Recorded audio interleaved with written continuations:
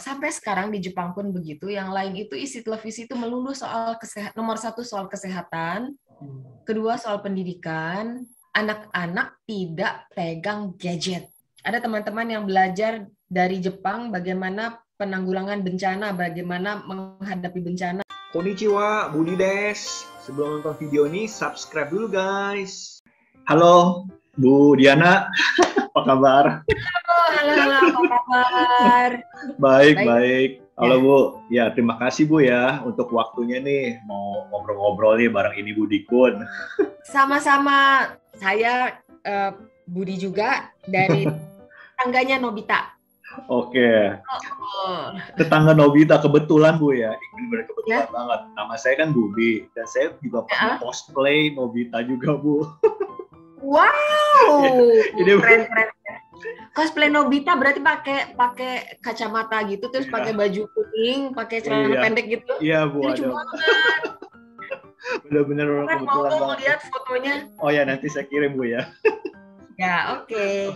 Oke Bu, sebelum kita mulai, boleh perkenalan diri Bu, namanya siapa Bu, dan juga mungkin kesibukannya apa, boleh cerita sedikit. Nama saya Diana Sahidi Nugroho atau Diana S. Nugroho. Kalau misalnya mau cari-cari, nama saya ada Diana S. Nugroho. Oke, saat ini kegiatan saya, saat ini kita bicaranya sekarang aja yang seru. Saat ini kegiatan saya seru banget, karena saya punya Instagram yang saya namai Tetangga Nobita. Tetangga itu kan deket ya. Beda paling deket itu beda satu pagar. Jadi beda pagar itu dari tetangga kita. Pagar tetangga kita. Tetangga itu sangat dekat. Bahkan terkadang tetangga lebih dekat dari saudara. Nah, karena kedekatan itu saya ingin memakai nama tetangga dan satu lagi Nobita. Kok Nobita ya? Nobita kan di Indonesia sudah cukup dikenal sebagai sahabatnya Doraemon. Ya, Doraemon. Dulu kan ada film Doraemon itu. Sekarang masih diputar nggak ya? Saya udah nggak nonton TV Bu. Oke. Anak muda sekarang nggak nonton. Waduh. Nah, kalau nggak salah Doraemon sendiri diputar. Saya pernah kenalan loh sama dubbernya, Ibu Nur Hasanah itu. Oh wow. Doraemon itu diputar di TV Indonesia, TV swasta Indonesia sekitar 10 tahun kalau nggak salah. Ya, RCTI Bu ya, jam 8 pagi. Saya masih ingat. Baling-baling bambu. Nah, itu kan dekat sekali dengan masyarakat Indonesia, dekat sekali dengan anak-anak yang waktu itu anak-anak dan sekarang sudah dewasa. Nah, saya ingin memakai nama yang akrab di telinga orang Indonesia dan juga memang Nobita ini kan orang Jepang. Jadi saya tetangganya si orang Jepang ini gitu. Jadi saya tetangganya Nobita-san. Saya merasa cukup dekat dengan Jepang, dengan Nobita ini karena dulu waktu kecil saya tinggal di sana sekitar 7 tahun dari tahun 1974 sampai 1981. Saya cerita dikit ya background-nya. Terus di Jepang waktu itu saya sekolah di Sekolah Republik Indonesia Tokyo. Jadi di sana ada loh sekolah untuk orang-orang Indonesia ataupun keturunan Indonesia ataupun orang yang bisa bahasa Indonesia untuk sekolah di sana. Karena saya dulu punya teman orang Malaysia, sahabat saya, namanya Dato Ikhwan Salim. Hai Dato. Nah, Dato Ikhwan Salim ya teman saya dan dia ngetop banget di Malaysia sana. Beliau ini yang mendesain sebagian besar gedung-gedung yang keren di Malaysia. Nah, itu cerita sekolah saya. Nah, sekolah saya itu di Sekolah Republik Indonesia Tokyo itu adanya di Meguro, di Tokyo. Saat itu siswanya hanya berjumlah 150 orang dari TK sampai SMA. Jadi betapa dekatnya kami satu sama lain karena kenal teman, kenal adiknya, kenal kakaknya, kenal keluarganya, kenal baik sehingga kami bersaudara di sana. Jadi saudara saya 150 orang itu di sana dulu. Wow. Nah, itu kedekatan kami dengan orang-orang Indonesia. Kurikulum pelajarannya sama dengan kurikulum di Indonesia. Yang membedakannya adalah apa ya? Anak-anak di sana itu kalau di kelas pakai bahasa Indonesia, tapi di luar kelas pakai bahasa Jepang. Jadi pertama kali datang ke sana saya cukup shock karena waktu istirahat mereka otomatis switch ke bahasa Jepang dan mereka bahasa Jepangnya sangat cepat. Saya juga bingung kok mereka pintar sekali ya gitu. Tapi ternyata memang anak-anak begitu, tanpa tahu kapan saya akhirnya sudah bisa bermain dengan tetangga-tetangga saya di Jepang yang orang Jepang itu dengan sangat akrab, berbahasa Jepang, ketawa ke TV. Mungkin berapa ya, 3 bulan mungkin ya, 3 bulan anak kecil kan, namanya anak kecil gitu udah langsung bisa aja gitu. Rupanya itu. Jadi nggak heran kalau anak-anak Indonesia yang di saat di luar kelas mereka berbahasa Jepang. Karena apa? Karena pulang ke rumah tetangga mereka orang Jepang. Pulang ke rumah televisi full bahasa Jepang gitu. Jadi itu yang membuat mereka sangat cepat beradaptasi dan bisa berbahasa Jepang. Oke. Itu sih ya background di sana ya. Ya. Okay. Sebelumnya Bu, Ibu kenapa berarti ini Ibu dari TK sampai SMA di Jepang Bu ya? Enggak, kalau saya sih dari kelas 4 SD sampai kelas 3 SMP. Jadi saya lulus SD dan lulus SMP di sana. Nah, gitu. Kenapa Ibu mau dari pas kelas 4 SD itu pindah ke Jepang Bu ya? Itu ikut orang tua saya, kebetulan ditugaskan di sana, ya udah kami ikut ke sana. Berarti tadi kan 150 anak orang Indonesia ya. Dan mereka tuh belajar bahasa Jepangnya itu benar-benar di sekolahnya itu nggak diajarin bahasa Jepang ya, tapi belajar sendiri gitu. Diajari. Jadi sebagai bagian dari mata pelajaran apa ya namanya ya, ekstra atau apa, saya nggak tahu apa masuk ke dalam jenis apa. Yang pasti kan seperti juga anak-anak Indonesia di sini, kami juga belajar bahasa Inggris, belajar bahasa Indonesia tentunya ya. Lalu ada pelajaran tambahan memang bahasa Jepang, itu pun kalau nggak salah 1 minggu 1 kali dan hanya 40 menit kalau nggak salah ya. Oke. Jadi memang yang lain-lainnya tuh dapat menyerap begitu aja dari alam. Set gitu. Anak kecil belajar. Begitu juga dengan Ibu belajar menyerap sendiri gitu. Iya, Budi menyerap sendiri dari Nobita. Dari nonton anime ya, dari nonton anime dan main dengan tetangga, memang beneran main dengan tetangga. Itu aja sih. Lalu ngobrol ke sini bisa aja gitu. Ibu dulu nonton anime apa tuh dulu? Anime di saat itu adalah apa ya, T74 ya. Yang pasti Doraemon juga ada, karena kan Doraemon sendiri kan tahun 64 kalau nggak salah ya. Ada Doraemon, ada Candy waktu itu yang lagi ngetop banget itu Candy. Candy gitu. Terus ada Voltas kalau nggak salah yang robot-robot itu. Tahu, saya tahu. Iya. Terus ada yang Mazinger Z. Wah, Mazinger Z. Ultraman, yang bukan anime ya. Iya. Terus ada Gorenja, yang 5 hero itu, ada yang Hero Ranger, Pink Ranger gitu. Wah, kebanyakan ini ya, Power Ranger ya. Semacam itu. Tapi di Jepang itu saat itu animasi itu diputarnya itu hanya sesekali. Jadi film animasi saya ingat sekali pagi banget diputar sekitar 15 menit kalau nggak salah, pagi sekali, jam 6 mungkin ya, ada sebentar. Setelah itu nanti sore setelah jam 5 itu 1 kali. Setelah itu udah nggak ada. Gitu. Itu setiap hari, Bu? Tiap hari, tapi udah itu aja. Yang lain-lain semuanya itu soal, sampai sekarang di Jepang pun begitu, yang lain itu isi televisi itu melulu soal nomor 1 soal kesehatan, kedua soal pendidikan, setelah itu soal politik, sedikit sekali soal politik, soal pengetahuan tentang dunia. Jadi memang isi televisi itu pendidikan.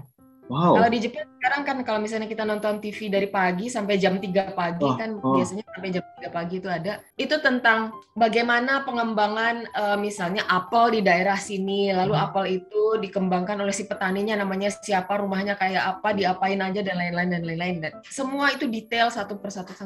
Setiap hari orang Jepang itu sangat tahu bagaimana mereka harus jaga kesehatan, bagaimana makan makanan yang sehat dengan sangat murah, misalnya menekan biaya expense yang tidak perlu dan lain-lain. Full ke pengetahuan. Menarik Itu sekali. yang membuat yang membuat saya pikir membuat mereka pinter ya. Dan anak-anak tidak pegang gadget. Nah, gitu. Nggak boleh. Selama di sekolah tuh. Sekarang. Enggak, memang nggak boleh. Bukan selama di sekolah nggak boleh. Tidak boleh. Nggak boleh sampai batas umur berapa gitu maksudnya? Di atas usia 10 tahun kalau nggak salah. Atau lebih ya. Dan handphone pun itu bukan handphone seperti kita yang kayak gini ya, tapi mereka punya handphone yang hanya bisa dihubungi oleh orang tuanya, dan dia bisa nelpon kedua atau 3 nomor seperti itu. Wow. Iya, karena kalau misalnya untuk membeli handphone pun itu perlu izin orang tua. Kalau misalnya umurnya belum 20, itu nggak bisa beli handphone sendiri. Iya, jadi saya punya pengalaman. Anak saya waktu itu kebetulan dia diterima waktu itu S1-nya di Jepang, lalu dia harus beli handphone kan, karena handphone di Indonesia nggak bisa dipakai. Lalu dia harus beli handphone, ya dengan PD-nya dia datang ke sana, nggak boleh ditolak dia. Akhirnya harus bikin surat pernyataan, dan surat pernyataan itu harus dibuat oleh orang tuanya, dan tidak boleh diisi dikirim pakai email atau apa, harus hard copy, ditulis pakai tangan, tanda tangan dan lain, diisi pakai tangan. Awalnya saya ketik kan, saya bilang saya ketik, saya tanda tangan aja, dikembalikan dari sana, balik lagi. Pokoknya nggak bisa terima. Jadi harus ditulis, tulis tangan dan lain-lain. Setelah itu, ini cerita baru loh, baru dikirim baru berdasarkan surat itu, karena umurnya waktu itu kan masih 17 ya.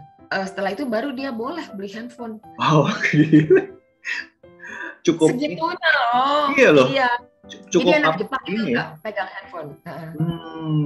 Anak SMA kalau nggak salah punya handphone, tapi itu pun mereka jarang. Paling mereka chat sama temannya gitu. Dan mereka juga nggak punya sosial media. Jarang yang punya Instagram, jarang yang punya Facebook. Kalaupun punya Facebook atau Instagram, gambarnya itu cuma gambar anjing atau gambar kursi atau gambar bunga. Ya, jadi memang sangat dijaga privasinya. Oke, kalau menurut ibu ya, jadi opini ibu, kenapa Jepang itu kayak tadi tuh seorang anak itu nggak boleh punya HP kecuali diizinkan oleh orang tua, itu kenapa ibu ya kira-kira? Kayaknya gini deh, mereka itu orang tua di sana dan masyarakat itu punya tanggung jawab untuk mendidik generasinya mereka, generasi bangsa mereka itu untuk menjadi generasi yang siap menghadapi masa depan dan lain-lain ini dan itu. Sama juga di Indonesia juga, kita juga seperti itu kan. Tapi mereka membatasi sekali pengaruh negatif itu dari luar sih. Dan anak-anak itu kan sangat sibuk, nggak ada yang nganggur, jadi mereka itu sekolah sampai jam 6 sore, terus jam 6 nanti ada kursus lagi sampai jam 9, jam 10. Kapan mau ini? Kapan mau main? Gitu. Dan mereka main dengan teman-temannya itu di sekolah, apalagi sekolah swasta, banyak sekali kan sekolah sampai jam 3 sore. Jadi makan siang di sekolah, setelah itu diteruskan pelajaran sampai jam 2. Setelah itu ganti baju, terus di sekolah itu ada kegiatan, mereka bisa milih.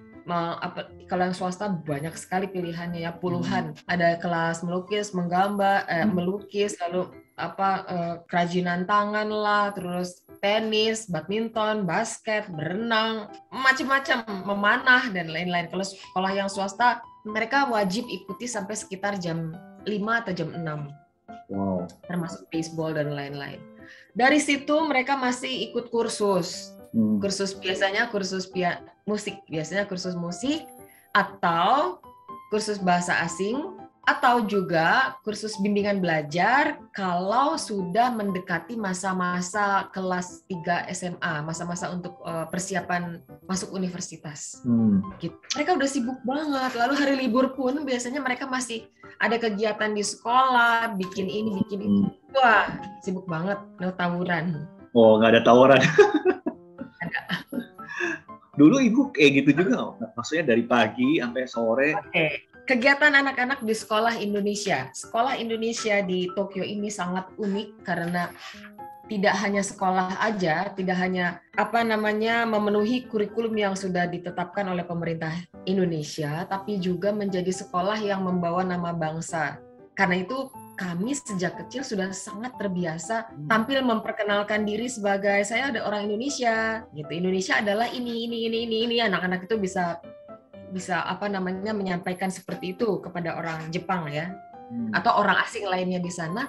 Lalu kami juga sibuk sekali untuk saat itu ya, di tahun 74 sampai 81, kebetulan ada salah seorang duta besar kami saat itu, Pak almarhum Jenderal Witono, sangat-sangat memberikan kesempatan pada anak-anak untuk memperkenalkan Indonesia. Jadi kami belajar gamelan, kami belajar angklung, dan di sekolah juga kan ada pelajaran seni suara, jadi diajar oleh guru kami lulusan konservatori dari Wien. Keren banget nih orang Indonesia.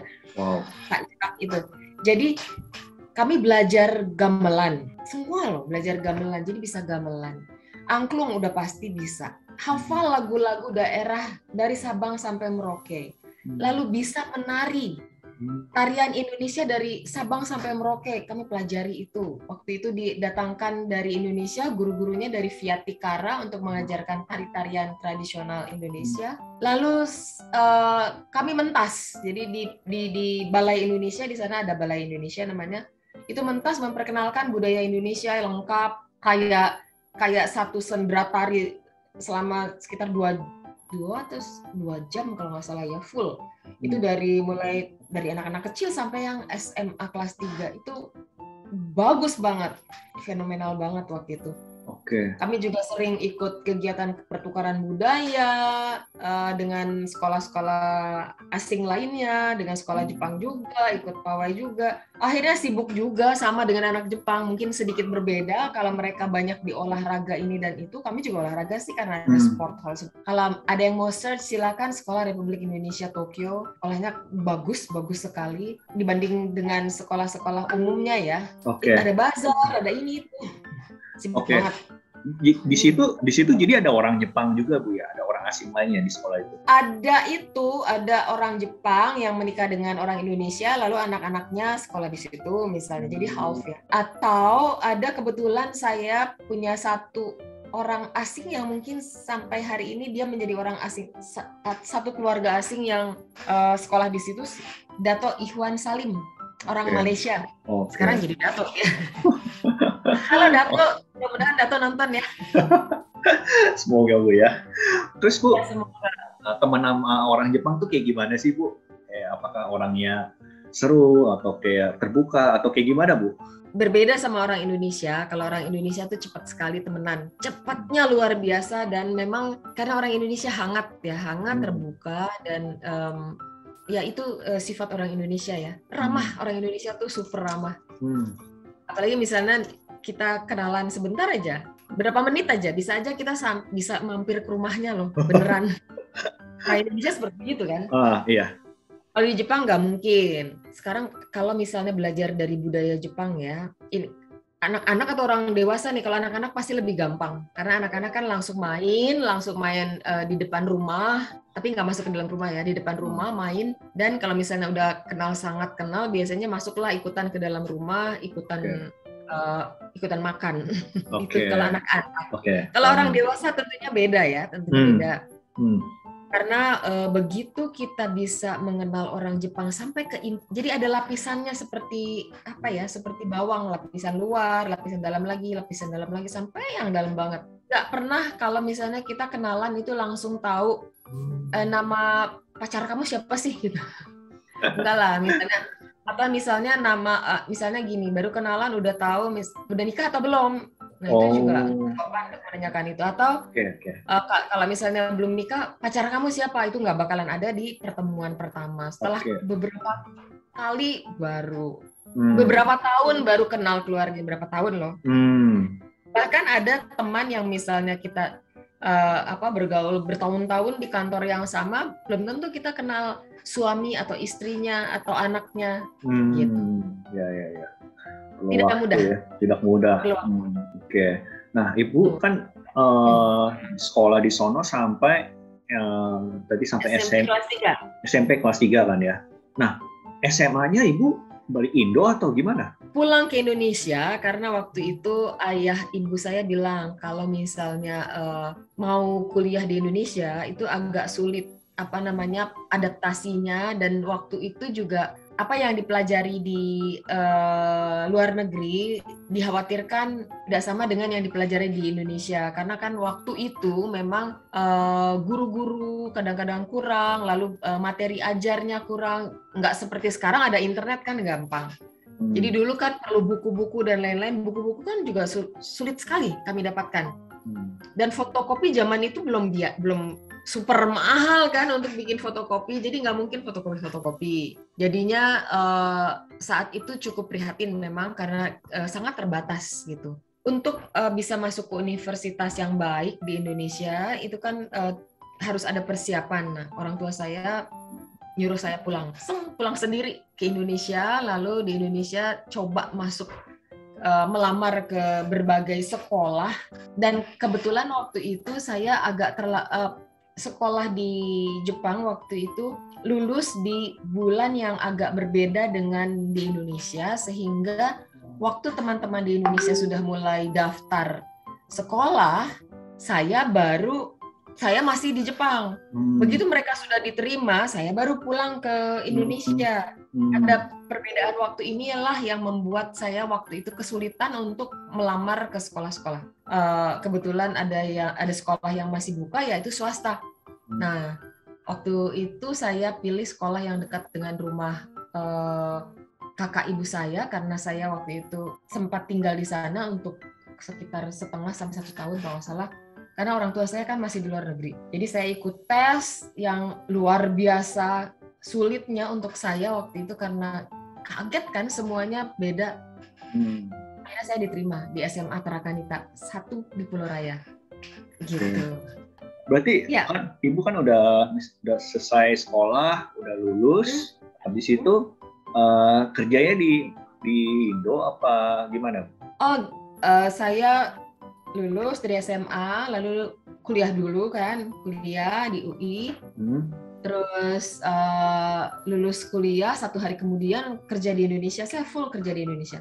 1 hari setelah kuliah, karena saya sebelum lulus saya udah mulai ngelamar kan. Jadi 1 hari setelah wisuda saya kerja part time dulu. Waktu itu di Japan Foundation. Part-time, lalu sekitar beberapa bulan kemudian saya coba kerja diterima di Mitsubishi. Setelah dari Mitsubishi, anak muda yang idealis, maunya serba cepat kan, maunya ini, banyak maunya. Lalu ikut tes lagi, diterima juga di Astra. Tapi sekali lagi anak muda yang pengen ini dan itu, baru berapa bulan ikut tes, lalu diterima di Fuji Bank International Indonesia. Di situ sekitar 4 tahun lebih, hampir 5 tahun. Setelah itu break, saya menikah, terus punya anak, membesarkan anak. Setelah mereka umur 2 tahun, saya mulai kerja lagi. Saya mulai kerja lagi di Seiyu. Jadi dulu kan ada Seibu Department Store zaman dulu. Nah, Seiyu itu advising untuk Seibu. Tapi terjadilah peristiwa tahun 98 itu. Belum. Ya, terjadi gonjang-ganjing itu. Setelah itu kantor tutup, tapi saya sempat melamar lagi. Lalu saya kebetulan di hari itu saya buka koran, di hari itu saya lihat ada pengumuman di halaman itu. Jadi saya bukanya korannya gini nih, pak. Dan saya lihat, Japan Foundation buka lagi nih, gitu. Kali ini untuk pegawai tetap. Jadi saya ikut tes, terus saya telepon, saya tanya, masih bisa terima nggak? Oke, mereka bilang besok hari terakhir. Hari terakhir? udah banyak belum? Ratusan kata mereka. Aduh, nggak apa-apa deh. Karena kantor saya ini mau tutup, karena Seiyu ini mau tutup, jadi mereka bilang coba cari-cari dulu. Akhirnya saya ikut tes, lalu saya lulus, saya masuklah di bulan Februari 1998. Nah, keadaan Indonesia waktu itu luar biasa, chaos. Di bulan Mei 98 saya ada di kantor dan ikut melihat, menyaksikan, mengalami bagaimana chaosnya Jakarta waktu itu, ketakutan, ketertekanan, dan juga shocking sampai teman-teman Jepang bilang negara kamu kondisinya sedang tidak baik. Apakah kamu mau ke Jepang? Waktu itu ada pertanyaan seperti itu. Saya bilang enggak, saya di Indonesia saja. Begitu ceritanya. Nah, sejak itu sampai tahun 2019 akhir menjelang pandemi saya kerja di Japan Foundation, Pusat Kebudayaan Jepang.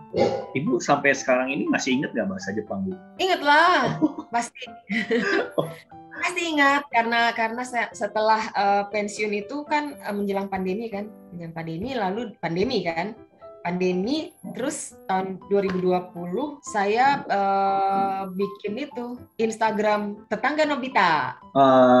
Bisa Ibu ceritakan nggak sedikit Tetangga Nobita itu kegiatannya apa sih? Karena saya cukup lama di Pusat Kebudayaan Jepang yang waktu itu, yang sampai saat ini pun selalu memperkenalkan budaya Jepang, curated Japanese culture ke seluruh dunia, kan ada 25 cabang di seluruh dunia kan, di berbagai negara. Kan itu hal-hal yang diperkenalkan, tentunya hal-hal positif yang bagus kan. Lalu kalau misalnya saya selesai di situ aja, saya pikir kalau dulu itu atas nama kantor, saya ingin teruskan atas nama pribadi, sekaligus exchanging dengan saya memperkenalkan budaya Indonesia kepada masyarakat Jepang. Tapi dengan versi saya. Jadi versinya bukan versi pemerintah. Kalau dulu kan Japan Foundation itu kan kantor pemerintah Jepang kan? Ya. Yang langsung di bawah parlemen Jepang. Nah, sekarang saya atas nama sendiri bikin konsep sendiri dan lain-lain. Saya perkenalkan dengan lebih ringan, dengan lebih mudah diterima oleh masyarakat, dengan bahasanya juga yang lebih mudah, yang lebih ya mudahlah tetangga Nobita ini gitu, ngobrol antar tetangga. Jadi seperti itu konsepnya, sederhana, ringan, ceria, menyenangkan. Itu jadi saya ingin agar masyarakat Indonesia bisa turut menikmati, turut belajar apa yang sudah saya pelajari gitu, apa yang sudah saya lakukan puluhan tahun itu. Boleh ceritain sedikit spesifik nggak, Bu, satu kegiatan yang Ibu lakukan di Tetangga Nobita itu? Oke, Tetangga Nobita itu kalau teman-teman mau ikut, di-follow ya di Instagramnya @tetangga_nobita_nyambung.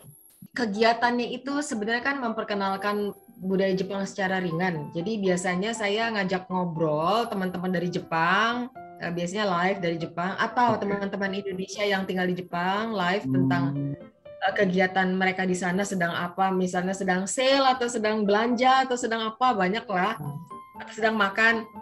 Lalu teman-teman Jepang juga waktu itu ada yang masak dan lain-lain. Saya juga memperkenalkan hal-hal yang terkait dengan Jepang, misalnya disaster management. Ada teman-teman yang belajar dari Jepang bagaimana penanggulangan bencana, bagaimana menghadapi bencana. Di Indonesia kan banyak bencana, tapi orang Indonesia masa pada nggak tahu bagaimana apa yang harus dikerjakan kalau misalnya di sebuah gedung itu terjadi kebakaran atau banjir atau gempa atau apapun itu. Nah, mereka juga cerita, jadi bisa dicek di Tetangga Nobita, ada reelnya. Sekarang masuk reel ya Instagram. Nah, di sono sangat detail ya untuk mengedukasi masyarakat itu ya. Ya, dan kan ada latihannya. Mereka latihan tiap berapa bulan sekali, anak-anak mulai dari anak usia berapa ya, mereka itu kan umur 2 tahun itu mulai ikut belajar bagaimana lari, kalau ini tidak mencari ibunya tapi mencari tempat yang aman, yang sudah dihafal kan, hafal kalau terjadi lewat mana gitu. Wow. Tidak menangis mencari ibunya, tapi di satu tempat nanti akan ketemu dengan keluarga, dengan ibu, dengan ayah, dengan kakak-kakak atau adik-adik. Ini berarti dari sejak anak-anak, Bu ya? Iya, dari sejak anak-anak gitu. Jadi kalau misalnya di suatu gedung terjadi sesuatu, itu lari kemana untuk penyelamatan diri udah tahu, dan harus ngumpulnya di tempat yang lapangan yang luas, yang tidak ada bangunan-bangunan. Kan kalau di dalam ruangan kan takutnya dinding-dinding jatuh atau kaca dan lain-lain. Ini kan enggak. Oke. Nah, itu banyak. Itu juga saya tampilkan dari teman-teman, cerita teman-teman yang memang kompeten untuk bidangnya, gitu ya. Jadi saya selalu mencari narasumber yang memang kompeten untuk bidangnya dan bisa dipertanggungjawabkan, gitu. Yang ringan adalah saya mendongeng untuk anak-anak. Oh. Nah, saya mendongeng, membacakan dongeng, dongengnya si Nobita. Jadi Nobita itu bukan cuma keluarga Doraemon ya. Jadi Nobita itu bayangkan dia, Nobita kan nama orang Jepang kan, nama keluarga Jepang. Betul. Nah, Nobita ini banyak sekali kisah cerita keseharian kehidupan mereka yang kita bisa contoh hal yang positif aja tentunya. Negatifnya sih banyak, tapi nggak usah lah.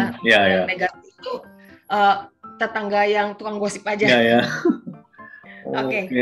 Oh, Ibu jadi suka baca ini ya, apa namanya, dongeng gitu ya? Iya, karena tahu nggak kenapa? Karena saya sebenarnya kangen sama anak-anak saya, dan mereka itu punya buku banyak. Awalnya begitu, mereka punya buku banyak. Lalu mereka kan sekarang udah nggak di Indonesia, lalu buku-buku itu buat apa? Awalnya itu saya bacakan buku-buku mereka, gitu, buku yang jelek itu, ya, karena ceritanya bagus. Tapi setelah itu makin lama, saya kadang-kadang dulu minta tolong sama mereka untuk tolong dong difotoin supaya bisa dibaca. Saya bacakan di sini. Cuman mereka kan sibuk, nggak mungkin harus ke perpustakaan setiap hari, lalu cari buku yang mereka pilih. Akhirnya saya melalui free e-book ini, saya coba buka, lalu saya bagikan kepada anak-anak Indonesia, dan juga sebenarnya harapan saya bukan cuma anak-anak yang mendengarkan dongeng, tapi juga orang tua, lalu juga kakak-kakaknya atau pendampingnya, karena dongeng anak ini banyak insight-nya dan juga menarik gitu kalau kita dengarkan. Oh iya juga ya gitu. Oke. Menarik banget. Ya. Boleh contoh Bu, ceritain satu aja dongeng. Oke. Budi mendongeng untuk Budi ya. Iya. Budi dongeng untuk Budi dan juga untuk Budi-Budi lainnya. Oke, sebentar ya.